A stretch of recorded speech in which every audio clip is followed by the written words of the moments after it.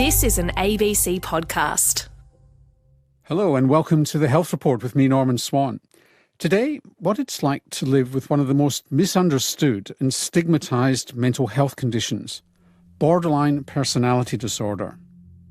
I didn't want to be seen, to be heard. I didn't really want to exist. I didn't feel that I was deserving of any form of care. There's an underlying sense of emotional pain, which is very difficult to live with. The patient usually knows that something is seriously amiss in their lives. The reality is this disorder affects a significant number of people in the community. A large proportion of them have suffered trauma early in life. The emotional instability, the fear of abandonment, and the patterns of self-harm can alter someone's life and that of their loved ones in profound ways. But as Sarah Sedgey reports, the enduring stigma around BPD means it often goes unrecognised or not properly treated, and many fall through the cracks. And a warning, this programme contains scenes that some of you might find difficult, so please take care while listening. I'd probably spent most of my early school years as a pretty high-achieving student, ticking a lot of those boxes on paper. So social, involved in sport and music, performing quite well in school. But on another level, things really weren't travelling well. So I'd probably started self-harming around age 10. At that age, you know that it's not right, and you know enough to hide it. So that started a pattern of utilising self-harm as a way of managing pretty difficult emotions and hiding everything that was going on for me on a really personal level. Natasha Swingler has lived with borderline personality disorder from a young age, though it would be years until she'd learned of her diagnosis. I was quite lucky to have a teacher at my school noticed something wasn't right when I'd gotten an exam mark back that I wasn't happy with. So he'd called me into his office at recess and I broke down. I just sat there sobbing and couldn't really articulate any of the things that were going on for me in my head. But at that point, I had planned my own suicide and had every intent of attempting. That teacher made contact with my mum, who after school took me to a GP. Where we had a bit of a chat about my mood, and he asked that question I'd been dreading about whether I planned to take my own life. And the answer was yes. So I wound up in emergency department for the first time at 17 years old. So it was incredibly busy, it was incredibly loud, and I would be discharged that evening with no support for myself, no support for my family, which started a pretty much 24/7 vigil. My family checking that I was still breathing overnight. The symptoms of borderline personality disorder, or BPD, can often begin in adolescence or early adulthood. They have difficulty containing their impulses. They have a tendency to be attracted to addictive behaviours. But I think what BPD is particularly associated with are efforts or the impulse, if you like, to self-harm, and often that's accompanied by suicidal thoughts. So it's really up there in terms of suicidal risk. Dr. Martha Kent is a psychiatrist and has long advocated for reform of the mental health system for her patients living with BPD. Their emotions are intense and very changeable and difficult to live with moment to moment and day by day. And they can shift from intense anger to sadness, to despair, to mania sometimes. And often there's an underlying sense of emotional pain, which is very difficult to live with. Dr. Kent says this inner turmoil can make it hard for people living with BPD to maintain relationships. They also struggle to accept responsibility in their lives. They move from one extreme to another. They either have a tendency sometimes to blame other people for the problems that they find themselves struggling with, but then that can be replaced with intense self-blame, which then, of course, feeds into depression, despair, and sometimes self-harm and suicide. There can also be an overlapping with or the risk of developing other mental health conditions such as anxiety, depression and psychosis. And there's no simple way to explain what causes this complex condition. We think that trauma and even stress might play a role in the development of the brain in BPD. In BPD, there's actually some recent research suggesting that people with this diagnosis are nearly 14 times more likely to report childhood adversity than the average person who doesn't have BPD. And this is especially true when we're talking about things like emotional abuse and neglect in people with BPD. Professor Anthony Rocco from the University of Toronto studies the neurobiology of borderline personality disorder. Not everyone with BPD has experienced trauma, and of course not everyone who's experienced trauma will develop BPD, but it's a strong risk factor. And there are other risk factors too, but there's still a lot we don't know about the causes and how risk factors and environmental conditions come together. There could be a familial or even a genetic component to this. So there isn't a lot of research on this topic, especially when it comes to the interaction between genetics and stress or trauma in BPD. Professor Rocco also thinks stress plays a part, something he's investigating further. Although we haven't confirmed this yet, there's good reason to suspect that stress might actually impact hormonal systems, and certain stress hormones, for example, cortisol, might actually then impact the brain, and in particular, brain regions such as the hippocampus that are actually involved in regulating stress hormones. So we might actually have this kind of vicious cycle where stress impacts the brain, and the brain systems themselves might actually be involved in regulating the stress hormones, which can then impact how the body then responds to stress. So stress actually might be translated in this kind of intricate, complex way into certain brain characteristics and might shape the development of the brain in BPD. One of the symptoms of BPD is emotional dysregulation, that is, the mood swings and intense emotions such as anger and despair. Professor Rocco says researchers are starting to build a clearer picture of why this occurs. I think we have some beginnings to an answer of where emotion dysregulation might come from in the brain. So some research would suggest that there are disruptions in neural networks in the brain, and these are especially in the frontal brain regions that appear to be involved in regulating one's emotions. And at the same time, we see potentially deeper regions of the brain, such as the amygdala, activating differently, and especially in combination with the frontal regions of the brain. And we think that these deeper brain regions might be involved in representing how intensely someone experiences emotion. So what I'm suggesting is that there might be this imbalance in the interaction between brain systems that are involved in regulating emotions and those brain systems that are involved in representing or even generating emotions in BPD. For me, it saw me believe that this was all my life would ever amount to, that it didn't matter how hard I tried, it wouldn't be worth it, that my life would never be worth living, that it was always going to be awful, that I would always be a burden. The coroner conducted an inquiry into the untimely deaths of 2 young women who had severe borderline personality disorder and who had struggled to get the treatment that they needed.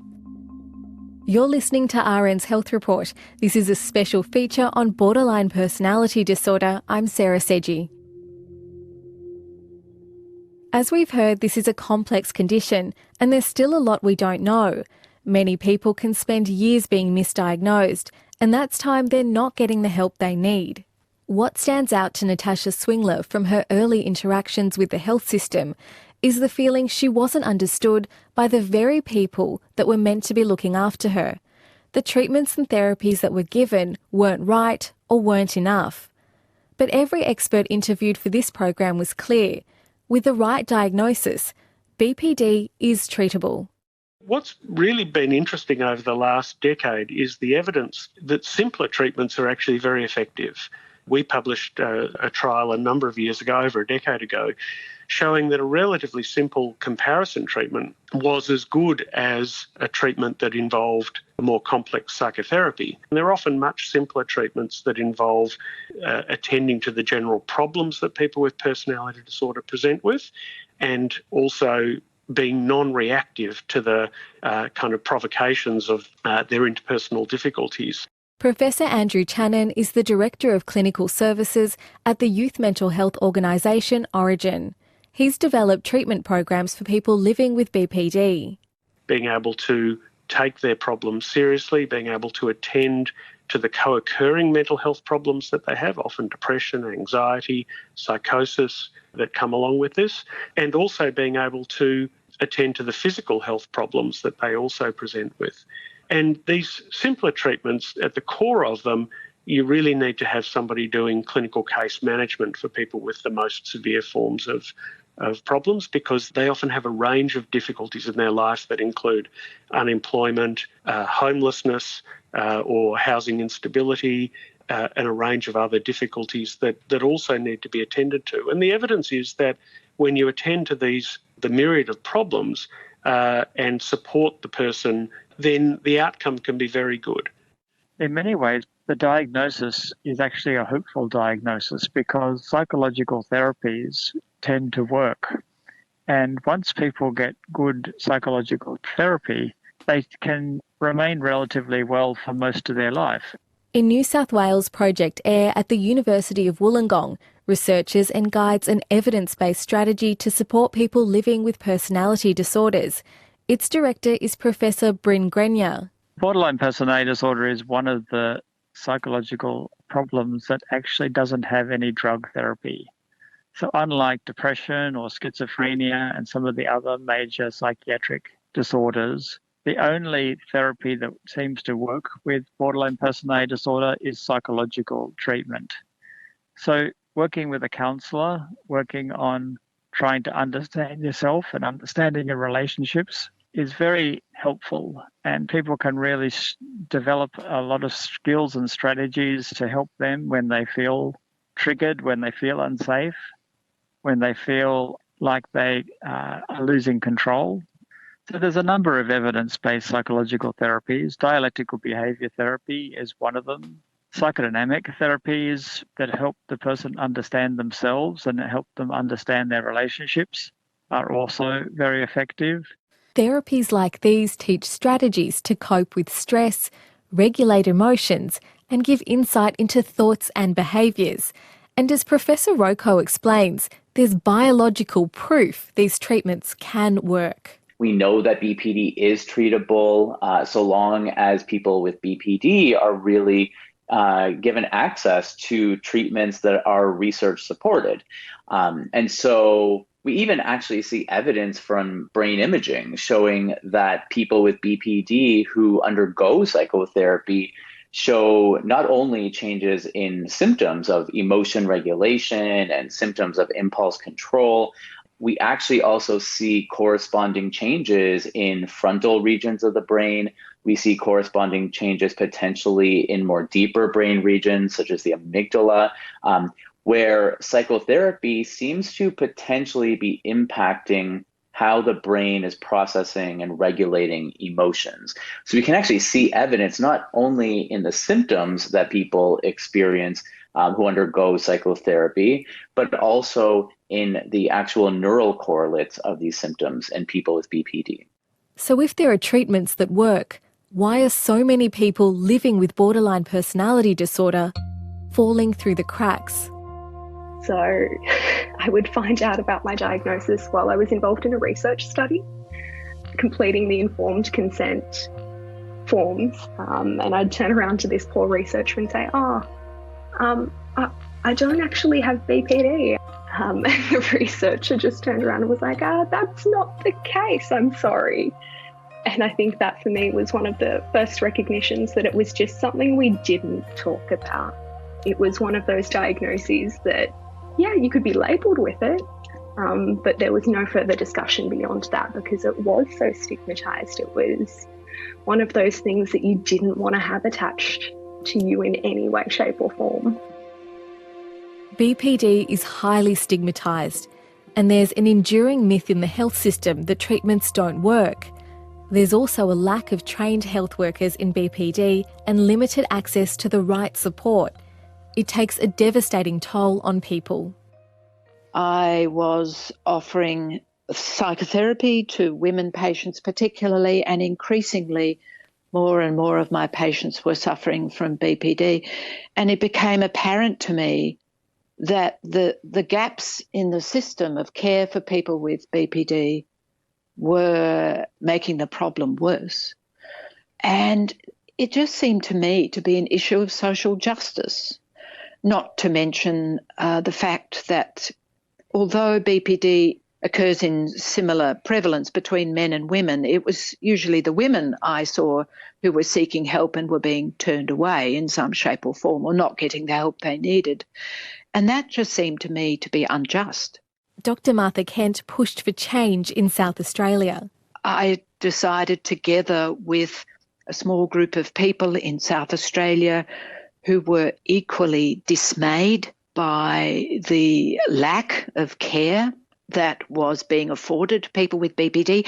And it must be added that the carers of people with BPD have been a very significant voice in this situation because they are terrified that their loved one will commit suicide, and they tear their hair out that they don't seem to be able to find appropriate care.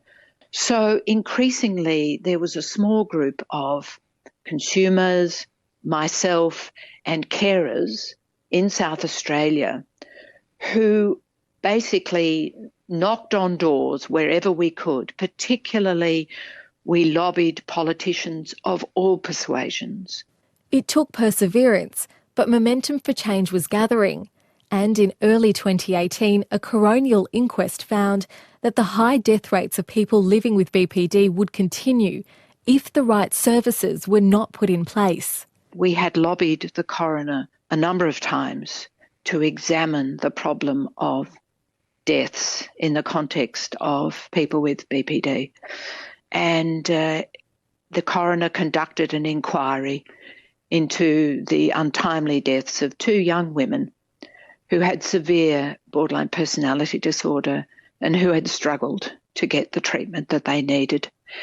And the assistant coroner wrote a very critical, in fact, scathing report of the fact that there had been a variety of recommendations in the reports that we had written over the years, all of which pretty much had been strenuously ignored by the health system and by the political system, was scathing in her criticism of the state of play and the fact that these young women had died. And I think that, together with the lobbying, pushed the politicians finally into offering South Australians, the community of South Australia, adequate resources to set up a specialised unit. And that's what we did. Dr Kent describes the system overall in Australia as one with pockets of very good care, but there are major gaps. Another problem can arise when people are directed to services in the private system, as the gap payment to see a psychiatrist or a psychologist can be hard to afford. And the complexity of the condition means it requires skilled treatment providers. A lot of people in the mental health system or in the health system simply do not feel equipped to offer skilled, compassionate treatment to people with BPD because they haven't had the training. It's the complexity of the condition and that lack of specialist understanding which can often delay a diagnosis and lead to people being misdiagnosed for years. It's very confusing for the patient because the patient usually knows that something is seriously amiss in their lives. They feel, understandably, that they're not getting the serious consideration and treatment that they deserve, added to which the diagnoses change. So it'll be depression one week, anxiety another week, post-traumatic stress disorder another week, and there's just no consistency there.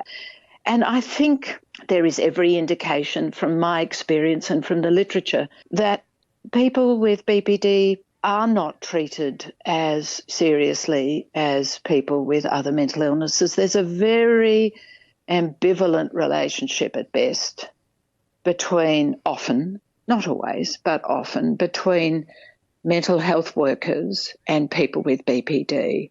And there are many examples of people with BPD who are refused admission or treatment because the treating clinician considers that BPD is not a genuine mental illness. People with severe personality disorder get diminished access to the mental health system, and regrettably, people still experience harm at the hands of some people within the mental health system. So discrimination is a major problem for people with personality disorder.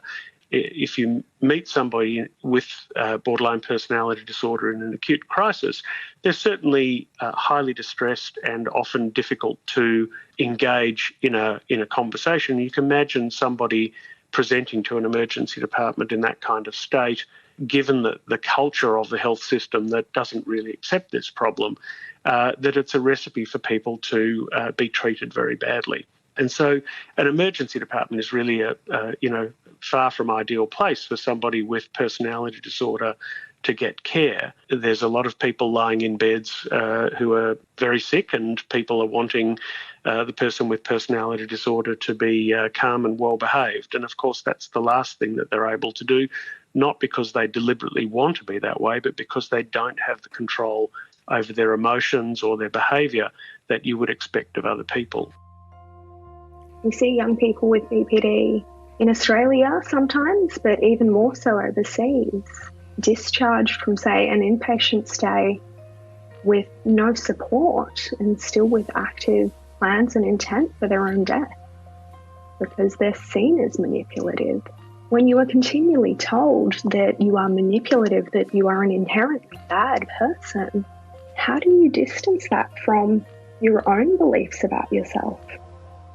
Natasha Swingler knows that stigma well. It was something she started to internalise early on when she was trying to get help. Don't trust what you're reading necessarily online or hearing portrayed in the media or from other people that don't have a lived experience of BPD. Those of us that have a lived experience of BPD can tell you how incredibly difficult it's been not only to access the care that we've needed, but to make some of the changes in our life for the better. Simply living a life where we're not continually faced by stigma and hatred. Professor Channon says it's time for the stigma around BPD and the idea that it's untreatable to end. I'm ashamed to say that it's largely many of my colleagues who still perpetuate this myth that the problem is untreatable or unresponsive to conventional treatments. And that is so far from the truth. And there's really overwhelming evidence now, and it's a source of great frustration that people still teach this in undergraduate courses and that this myth is perpetuated. The evidence is very strong, and I think the onus is on those people who claim that to really prove that it is untreatable, because in fact the evidence is very strongly in favour of its treatability. And if the right treatment is given early on, he says it can change lives. One of the exciting areas of work that we're doing is in the area of prevention and early intervention. And advances in early intervention really promise to head off a lot of those both mental and physical health consequences, and we hope some of the premature mortality by addressing many of these problems as early as possible. I think early intervention is incredibly important, and that's not with the purpose to label people, but to ensure that adequate support is provided to them and that the skills that they need to manage and to build a life that they really want is taught. And not every type of therapy will work for every individual. There are different therapies, but it's hard to access. it's incredibly difficult to access. And until that changes, unfortunately, we will continue to see people die. The right treatment finally came for Natasha Swingler. By chance, she encountered a case manager with experience in dialectical behaviour therapy, a treatment that teaches skills and ways to manage emotions such as distress.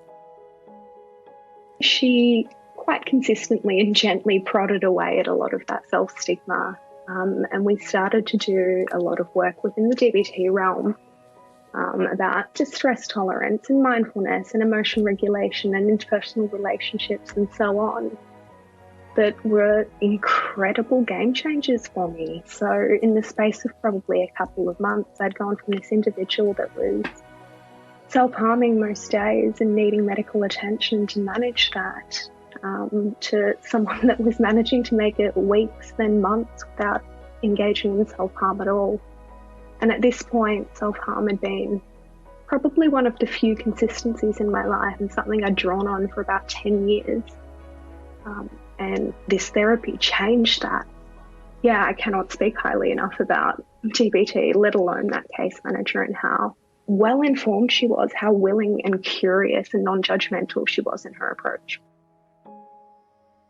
I think we can readily lose sight of the fact that people with BPD have got immense courage, energy, initiative, resourcefulness, creativity, despite all the barriers that they have experienced. People with BPD don't give up easily. They really don't. They persevere. Dr. Martha Kent wants to see old stigmas stamped out for good. And I think it's really important for us all to remain optimistic, to remember that the literature says that there is improvement, significant improvement that can be anticipated if people get good enough treatment for long enough. I think basically it's a message of hope and optimism which often gets overlooked. Natasha Swingler now works for a mental health service with people with complex mental illness. Having people like her with lived experience who really understand what others are going through is a powerful therapeutic tool. Natasha says she still has bad days living with BPD, but the difference is she has the skills to manage those. We need to understand and recognise that BPD is treatable, that it is manageable. It's just a matter of finding what it is that works for an individual. And yes, that takes time, but don't we all deserve to live a life like that? Natasha Swingler ended this feature by Sarah Sedgey. If this has caused you concern or distress, you can always phone Lifeline on 131114.